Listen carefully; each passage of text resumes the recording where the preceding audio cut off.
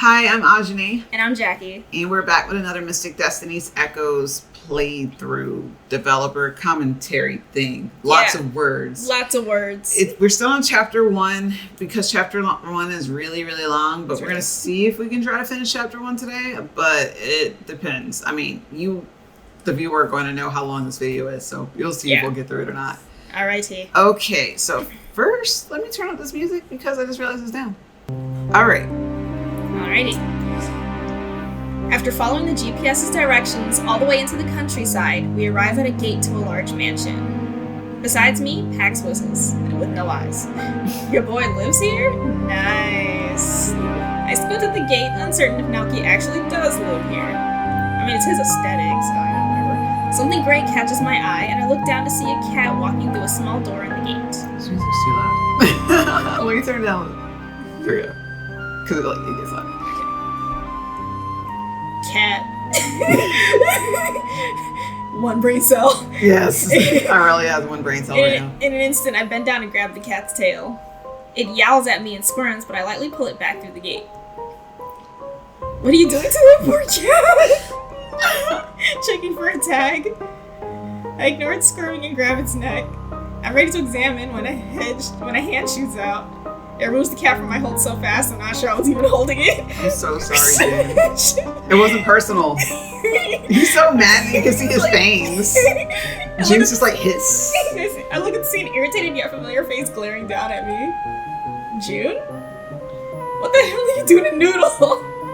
The gray cat now resides in June's arms, warily watching me. Noodle?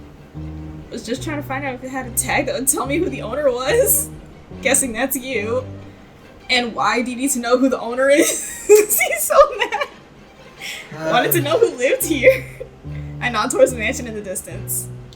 Your brother invited me over. Wasn't sure if this giant place was his. Still holding Noodle, June eyes all of us. He settles on Killian before turning back to me. You could have just texted him back instead of hurting Noodle. Noodle is June's strangely named but beloved cat, apparently. June huffily turns away from me to open the gate, and I suddenly feel awkward. Sorry. June doesn't respond, though. He walks to a door next to the gate and places his face close to something I realize is an iris scanner. The light in the lock turns green, and June pushes the door open. So June's the one who installed that. It was not Naoki. Naoki could care less, but June cares a lot about security. Unexpectedly high-tech for Naoki. Must be something June installed. I'm not sure if June means for us too, but he doesn't complain when the three of us follow him inside the gate. When we get inside the mansion, I somehow feel even smaller than I already am. Girl, I feel you. Small life. I try not to gawk at its size, but Pax whistles from beside me. She's like a foot smaller than you.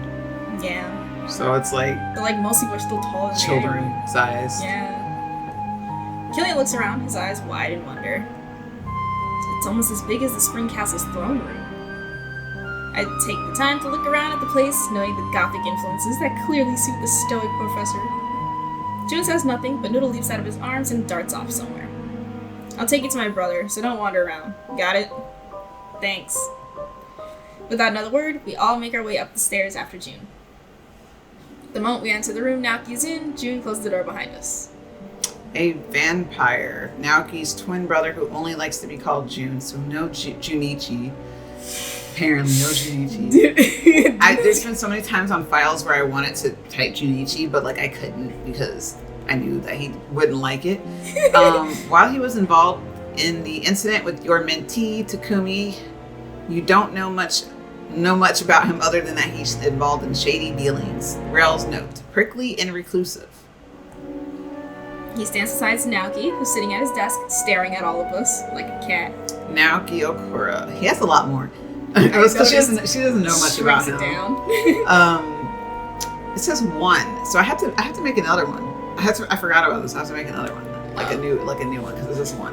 A vampire, an acquaintance of yours that you met when he helped you with the problem involving your friend and mentee Takumi over a year ago, and his own twin brother Junichi. It's so funny because in the other one it's like it's so funny because like June is just like his. But like his is quietly. You have kept in contact mainly through brief chats and emails, asking him for help with finding information from time to time.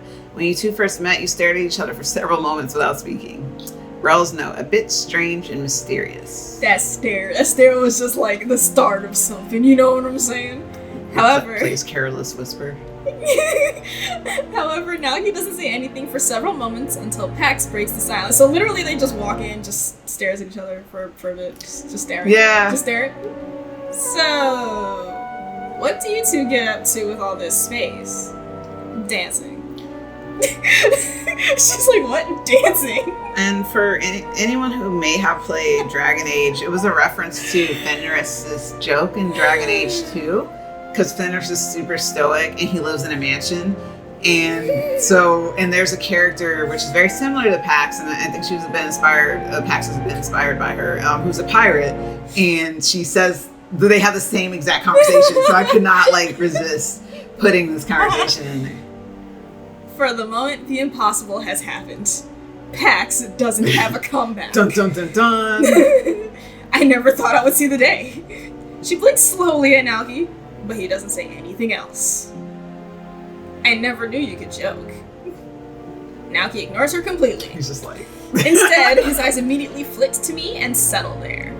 His piercing eyes seem to bore into me as the silence drags on. Oh my gosh, he has had so much character development, because I've been writing Naoki's... I told you, I was excited for this. I was writing Naoki's route recently, and I've been releasing it at the time of this recording. And it's just I'm so used to him being a lot less stiff now, but I guess you'll have to find out in Naoki's room. What? You didn't mention company. Company. Look at the two people I brought with me as if noticing them for the first time. Oh, sorry. I didn't think it'd be a problem. Is it a problem? Naoki's eyes finally leave me as he slowly looks down at the book on his desk. No.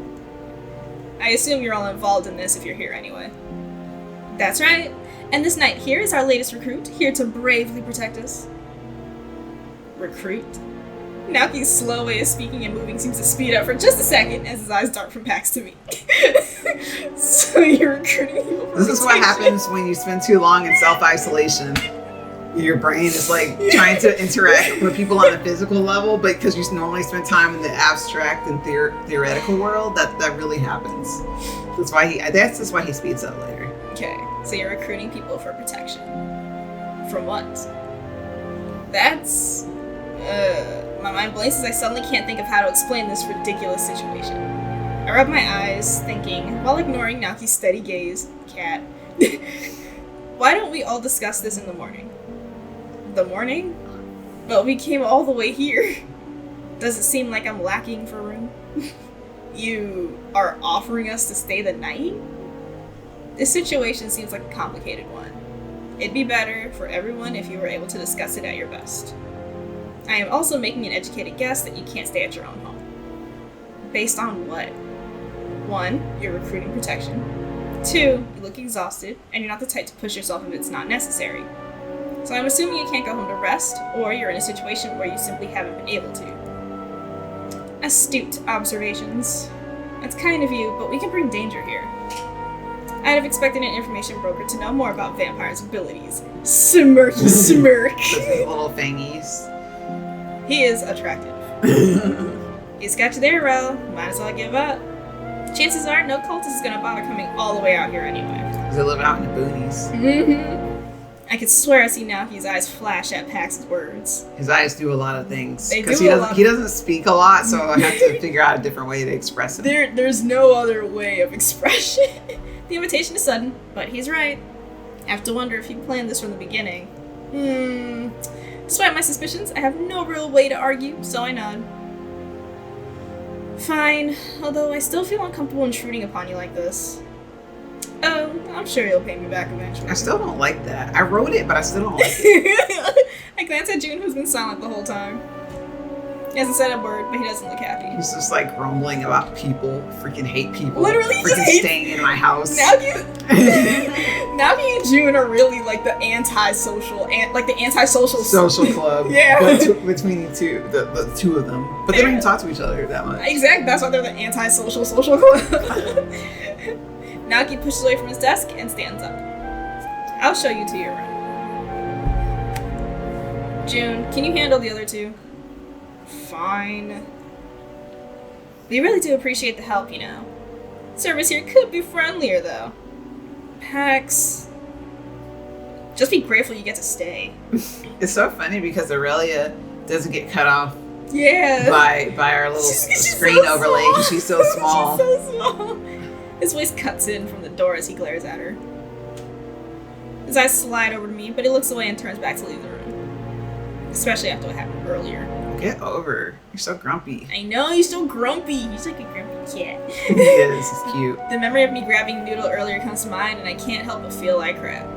I realize how much that cat must mean to him, and I feel bad that I did something like that without knowing. Thankfully, no one says anything else, and the twins lead the way out of the study. We split off in opposite directions, and I follow Naoki down the hallway past several doors. Naoki glances at one, nearly stopping, but then just as quickly shakes his head. Instead, he stops at the next one, pushing the door open. A dismal scene greets me. Moonlight pours into a small room with stone walls, gently illuminating the desk and chair near the window. Yes? I don't know what I was expecting. You don't like it? Oh, look at his face. I know, he looks so sad. Hearing Naki's normally quiet voice grow even quieter, I glance at him. Well, it's just a lot more different than what I'm used to.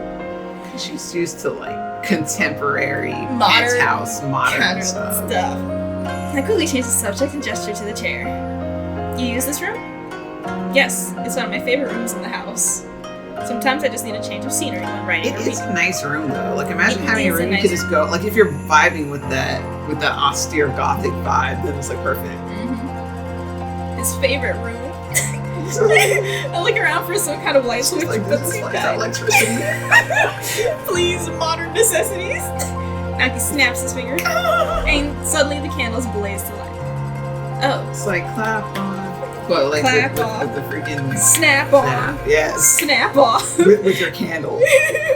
A spell I bought in Ch.01. Ch.01 district is the magical district of Japan. It is unknown and unseen by normal humans and hidden away. It is one of the largest in the world. I find that candlelight preserves the aesthetic. The aesthetic. Well, there certainly is ambience here. Walking around the room, I examine it a little more. It looks cozier now that the candles are lit, and there's even a shelf of books I've never seen before. The books look rare, like none I've ever seen. I haven't even heard of some of the topics. Some of them were even in strange languages I didn't even know existed. I don't know. It's growing on me. Leaning in the doorway, Naoki crosses his arms. Is it? It's Austere. austere, but it does have a certain charm. I'm glad you agree. A smile. Wow, he looks happy. Drawn to the bookcase, I'm already running my fingers along the titles when he says this. I glance up at him, curious as to why he's being so kind. I wanted to say something. I know, I can't say it either. We all know. We know. Or if that's really what this is about at all. I'm really grateful for the room, of course. But I wonder, what's your motivation? Sure, we chat sometimes, but I don't know if that's enough to risk your safety at the drop of a hat. At this, Naoki stands up straight, walks fully into the room, closing the door behind him. I'm a little intimidated as I stare up at his tall figure, because like the twins are like almost 6 feet tall. Yeah. And she's like So there's 4 and a half. 2 feet in between. Yeah, so it's... Sorry, I don't know metric offhand. Sorry. 2.54 inches. They're... Centimeters are in an inch. That's all I know. Yeah, the twins are almost 2 meters tall, and she's like a little bit over 1, basically. She's like 1 point. Did you read this part? Yeah, like fully ready to stab him Yeah, if he I was tries gonna say, I'm anything. pretty That's sure. the last part. You're ever the curious one, aren't you?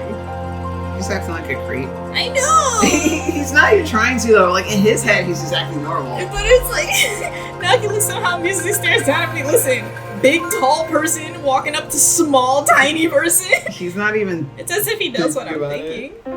It's something that we both share. He's just, like, happy that she's there. He's just like, I'm happy. She's just like, oh my gosh. Yeah, You're suggesting honestly. that that's what's motivating you again this time? Curiosity? More or less. I don't like that look. I know. I I'm don't- looking at it, too, and I'm like, distrust. Jumping into a mess for the sake of satisfying curiosity once again. Even my curiosity has its limits.